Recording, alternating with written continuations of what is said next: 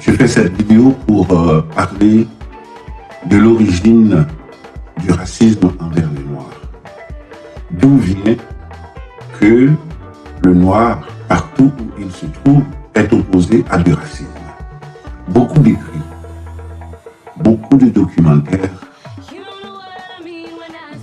nous disent que le racisme vis-à-vis des Noirs, bien sûr, commence avec la traite négrière. Car il aurait fallu pour les acteurs de la traite négrière de justifier la maltraitance sur les autres.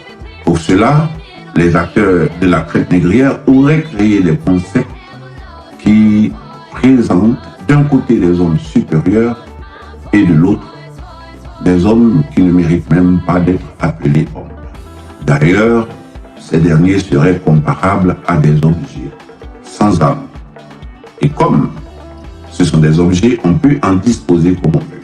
Il y a aussi un autre argument qui dit que les acteurs de la traite négrière se sont appuyés en quelque sorte sur la Bible pour convaincre de l'existence effectivement de races inférieures ou encore de races même au-delà de l'infériorité, de races carrément maudites. Et pour cela, on va parler de Noé et de ses enfants.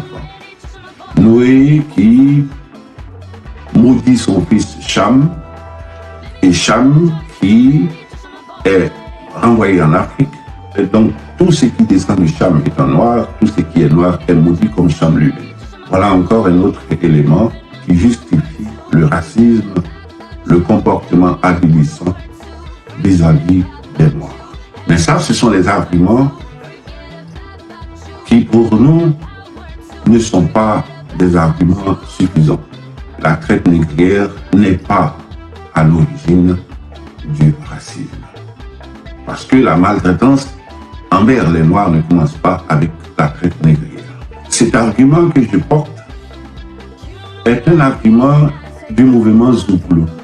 Dans le Zouglou, pour nous, cette origine commence à l'instant où de nouvelles races, en dehors de la race noire, apparaissent sur la terre.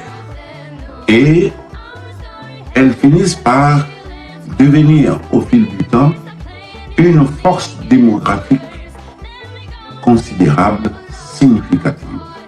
Et ces races vont être confrontées à des questions que tout le monde se pose, au moins à un moment donné de son existence. Parmi ces questions, il y a la question de savoir d'où nous venons, qui nous sommes et comment nous sommes arrivés en société. Et en cherchant les réponses à ces questions, elles en sont arrivées à découvrir qu'elles sont descendantes justement des Noirs. Vous savez, on ne va pas se flatter. C'est un sujet que nous devons porter pour la simple raison que notre société aujourd'hui vit dans une méconnaissance de ce qu'elle est.